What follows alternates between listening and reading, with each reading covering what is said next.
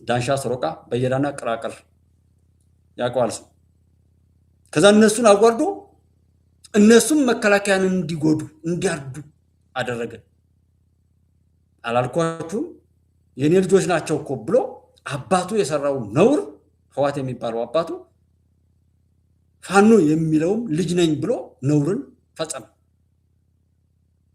ትውልድን የሚገል መርፌ ልማትን በማስተጓጎል አማራንና ኦሮሞ ብሎ የፈረጀው ህዝብ የእስር ቤቶች ቋንቋ እስከውን ድረስ ብልታቸው ላይ ሃይላንድ እየተንጠለጠለ እርኩስ ህዋታዊ ሳቢ የተጠናወታቸው አጋንንታዊ ማንነትን የተላበሱ የህዋት ቆሻሻ ሴቶች በቆሰለው ብልታቸው ላይ ሽንታቸውን እየሸኑ ሲመጻደቁበት የነበረ ትውልድ አሁን መጣለና ዝጋ ምን ይላል ከትግራይ ህዝብ ጋር ሊያጣላኝ ማንኛውም የትግራይ ህዝብ ይሄን ይሰማል አድጋ አማራ በሉት የመጀመሪያውም ጠላታችሁ አማራ ነው አልተባላችሁ አሉ ኮኔ ጎረቤት ጋር በጣም ወዳቸው ሰዎች አሉ እዛ ያለው ነገርም የሚነግሩኝ እህት ወንድሞች አሉ እና የህዋትን ቆሻሻ ነገር ከትግራይና ከአማራ በሚል የትግራይ ስኬቱ የሚረጋገጠው አማራን በማጥፋት ነው አማራም እንደዚህ አልተባላችሁም አልተባልን ይሄን የሚክድ አሽንጉሪት የመጣው ይሄ ነው ወኪል እንግዲህ ይሄ ነው የወለጋ ወኪል ለምን የህዝብ እስኪጠፋ ድረስ መከራውን ማስቀጠል ነው የነሱ ስራ ተቆርቋሪ ነኝ ያለ ሰው ደግሞ መከራው እንዲቆም ነው መስራት ያለበት ሰዎች መከራውን ለማስቀጠል የሚያደርጉትን ድርጊት ሰበብ እየደረደሩ የከሌ ነው ብሎ ከማለት ከማውራት ይልቅ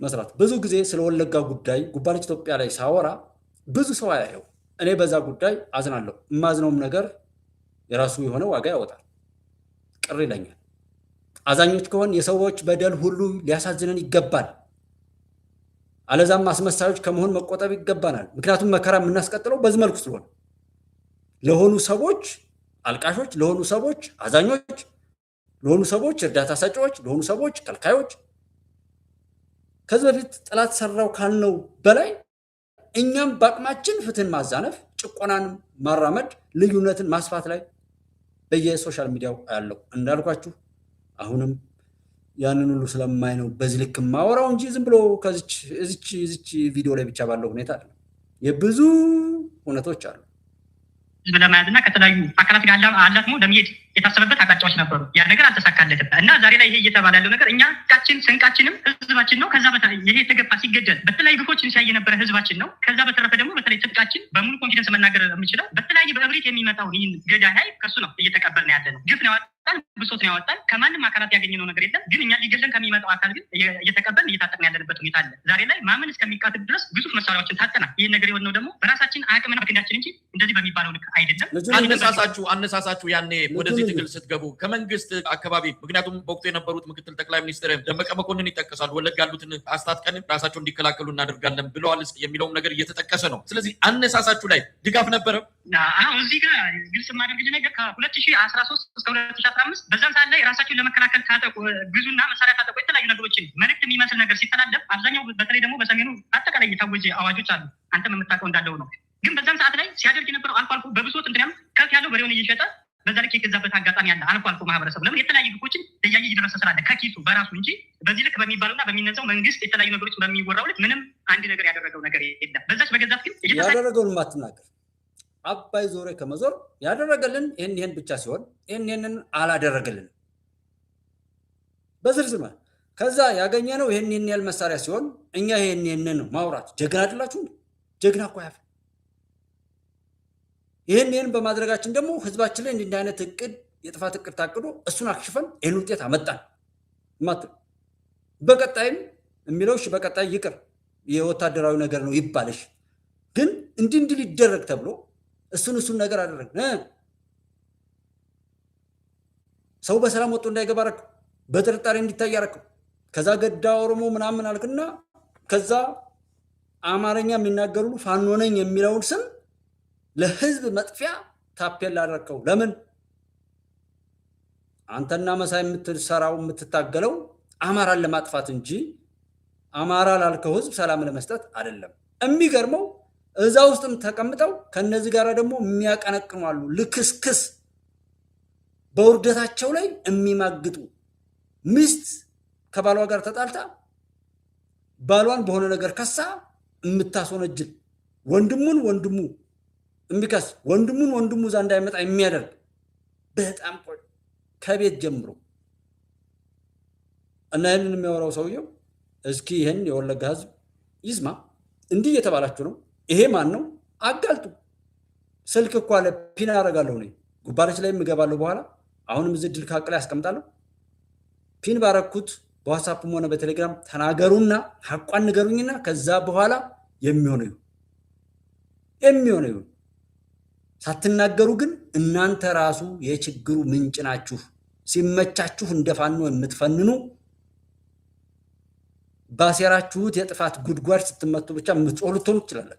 አይዶን ግን ካላጋለጣችሁ ናችሁ ይሄ ልጅ የሚናገረው የሚሆነው። እናንተ ከተናገራችሁ ነው ይሄን የምታዋርዱት። የከሌ ነው ይሄ መንግስት እንትና ነው ይሄ ከከሌ ነው። እንዴት አወቃችሁ? የመንግስት ኃይል መሆኑ እንዴት አወቃችሁ? የሚጎዳችሁን ኃይል ድምዳሜ ትሰጣላችሁ። እንደ መንግስት ተጠያቂ የሚሆነው የዜጎችን ሰላም እና ደህንነት ማስጠበቅ ካልቻለ መንግስት በራሱ ችግር አለበት። ይህን ኃላፊነት ይወስዳል። በሰላም ዜጎች በሰላም ወጣው በሰላም እንዲገቡ የሚረብሹ ኃይሎች ራሳቸው አስበው የሚጮሁ ቢሆኑ በምንም ይሁን በምን ይህን እስካላረጋገጠ ድረስ መንግስትም ቢሆን አይቃወምም። ችግሩ እንደ ችግር ይወስዳል። ለመፍትሄው ትግራይ ፋኖ፣ ደቡብ ፋኖ ፈነነ፣ ሸነነ፣ ወነነ ይቻላል። አስቦ ለሸነነ፣ አስቦ ለፈነነ፣ አስቦ ደግሞ ለወነነም ስኬቱን ሲሳካለትም አበጀሁ ለማለት ሲመታም መቀበል የልፋታችሁን ውጤት ማግኘት አለባችሁ። እኔ እንደዛ ነው የማስበው። እኔም የለፋውበትን ነው ማግኘት የምፈልገው። ደም እየተከላከለም ከ2013 እስከ 2015 ራሱ ለማቆየት ሞክሯል። ከዛም በኋላ ግን ያው የአማራ የቁርጥ ቀን ልጆች በሆኑት እንቁ ልጆች በብሶት በተለያዩ ነገሮችን በማለት በማደራጀት አደረጃጀቱን በማዝመን በራሱ አሁንም ያው የተለያዩ ስራዎችን በመስራት ማንም ድጋፍ ሳያደርግ ህዝቡን ከለላ በማድረግ ህዝቡን ጫካ በማድረግ በዛ ልክ ያገኘው የተለያዩ ከነፍስ ወከፍ እስከ ቡድን መሳሪያዎች የታጠቀው በራሱ ከጥራትም ላይ አስታጠቁት እንደዚህ ዘርተናል እያሉ ያኔ በሰዓቱ ሲያወሩ የነበሩ አካላቶች የብልጽግና ሹማምንቶች በዛ ልክ አይደለም። በእርግጥ እነሱ እንደሚሉት ያው የወለጋን አማራ ህዝብ የፈለጉትን ፕሮጀክት እውን ለማድረግ እኛን የአማራን ህዝብ ከፌስታል ውጭ ምንም የለው በሚል ትርክት ለማሰደድ የመጣውን ኃይል የላኩብንን ኃይል ተቀብለነዋል። እውነት ለመናገር በአሁኑ ውጊያ ማለት ነው እንጂ እንደዚህ በሚባል ከመንግስት እንደዚህ የሚባለው ነገር ውሸት ነው። አሁን እንደው እናንተ ከምትከሰሱበት ወይም በእነዚህ አካላት ከሚቀርቡባችሁ ክሶች አንዱ ሰላማዊ የኦሮሞ ነዋሪዎችን የኦሮሞ ተወላጆች ላይ ከህይወት ማጥፋት ከዘር ማንነት ለይቶ ከማጥቃት ባሻገር ንብረቶችን የመዝረፍና የማቃጠል እርምጃዎችን እየወሰዱ ነው የሚል ነው። በዚህ ላይ የሚቀርብባችሁን ክስ እንዴት ነው የምታዩ? ይገርማል በጣም መስጠይ። እዚህ ጋር ልል የምፈልገው ነገር በእርግጥ እንዳልኩ ይህ አገዛዝ በተለያየ እንትኖች በመዋቅራችን ውስጥ በርካታ ከአማራ ውጭ ያሉ ማህበረሰቦች ስላሉ እነሱ ላይ የተለያየ ነገሮች ጥናት በሚመስል መንገድ የአንሻ ሰይድ እዝ አናብስቶች የሆነ ነገር ማለት እንዲሰሩና ፕሮፓጋንዳው እንዲሰፋለትና በሚፈልገው አቅጣጫ እንዲሄድ ከማሰብ የመነጨ ይመስለኛል። የሚገርም በተለያየ አቅጣጫዎች ላይ የተለያየ ወንድም የኦሮሞ ህዝብ የሀረር በርካታ እንትኖች አሉና በዚህ ልክ እየሄድና እየሰራን ያለ በጣም አኩሪ በታሪክ ፊት ደምቆ የሚታዩ ስራዎችን እየሰራን ያለው የሚገርም ነገር እኮ እንኳን አይደለም በዚህ ልክ ንጹሐን በሚባለው ልክ አይደለም። ሰሞኑን በዚህ 15 ቀን ባልሞላ ውስጥ 2 የወረዳ ቀበሌ መቀመጫዎች ላይ ገብቶ አንድ ክፍለ ጦር ተቆጣጥሮ ነበር። በዛ ሰዓት ላይ ግን ሲቆጣጠር የኦሮሞ ወንድም ማህበረሰብ እናት በሚሰደዱ ሰዓት እያረጋጋል ቤታቸው እንዲቀር አንድ ሱቅ ሳይከፈት አንድ ቤት ሳይሰበር በአውደ ውጊያ እንኳን የተማረኩ ወንድም የኦሮሞ ሚኒሾች ኤርጤኖና የለቀቅንበት ዛሬ ላይ በውስጥ መስመር በርካታ የኦሮሞ ወንድሞች እያመሰገኑ ያለበት ሁኔታ አለ ዛሬ ላይ። ይህን እውነታ እየተሸፋፈነ እንደዚህ አይነት እንትን እየተፈለቀ እየተሄደበት ያለበት መንገድ አለ። እኛ ያው ግፍን ያወጣል እውነት አለን። ከእውነት ጋር ደግሞ ሁሌ አሸናፊዎች ነን። በሚመጣበት ልክ ደግሞ ድልን እየተጎናጸፍ ነው። ለምን? እውነት ከኛ ጋር ስለሆነ እና በተለያዩ ቦታዎች ላይ ጥሩ ስም አለን። በርካታ የኦሮሞ ማህበረሰብ አለ የሚመሰክሩት። እስከ ነቀምት የዞኑ መቀመጫ በተለይ በሰሞኑን በተሰራ ሀሮ ላይም ጊዳያናም ላይ በአቤደንጎሮ ዙሪያም በርካታ ምርኮኞች ነበሩ። በየቤተሰቦቻቸው የተሸኘኑበት ሁኔታ አለ። በተለይ ለየት የሚያደርገው እንዳልኩ በዚህ 15 ቀን ውስጥ የለቀቅናቸው በውስጥ መስመር ራሱ እየደወሉ በርካታ የሚሉ ነገሮች አሉ።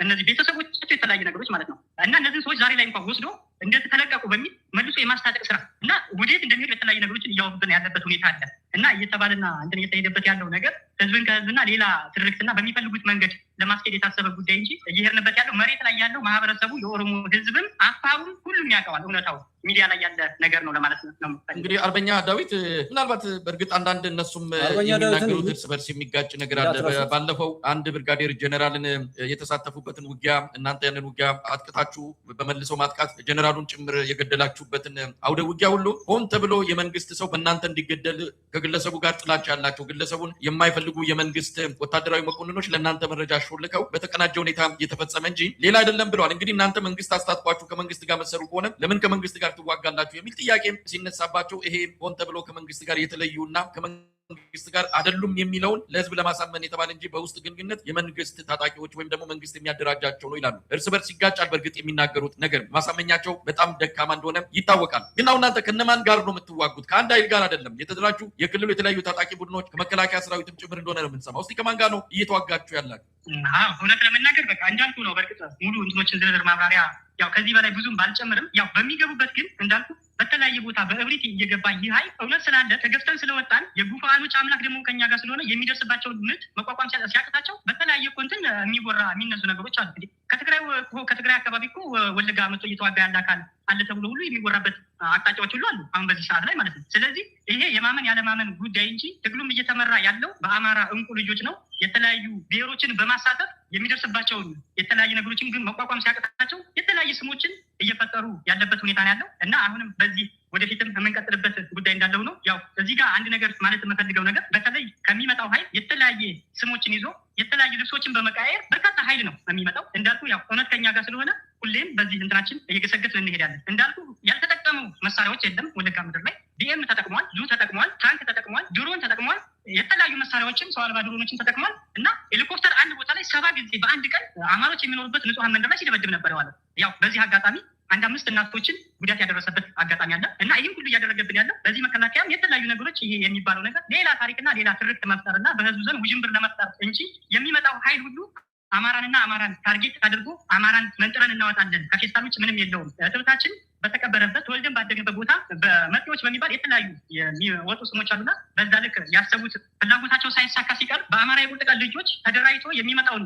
ጥላት አንገት ተናንቆ አንገቱን ማስደፋት ሲችል የተለያየ ስሞችን ዛሬ ላይ እየወጡ ያለበት ሁኔታ ነው ያለው። ያው ይሄ ነገር አይደንቀንም፣ ምክንያቱም ብዙ ግፎችን አይተናል እንደወለጋ።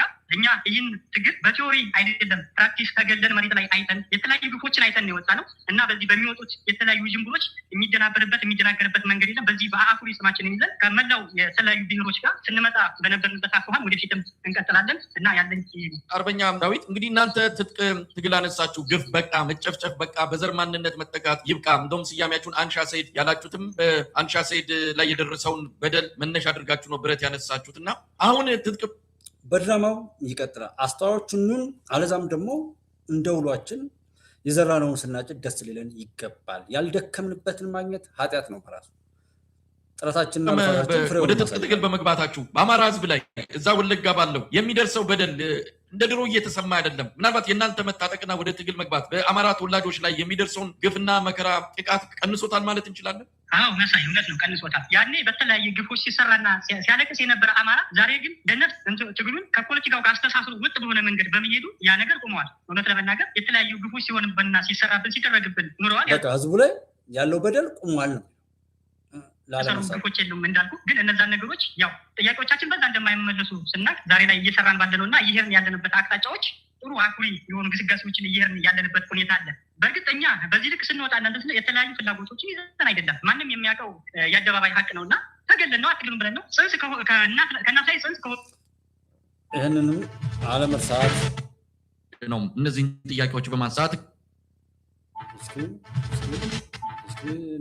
ክልል ፖሊስ ኮሚሽን ኮሚሽነርነት ሌተናል ጀነራል ጥጋቡ ይልማም ሹመት እንደተሰጣቸው ተመልክቷል። ከዚህ ቀደም ለኦሮሚያ ክልል ፖሊስ ኮሚሽን ኮሚሽነርነት ጀነራል ድሪባ መኮንን እንደዚሁም ለአዲስ አበባ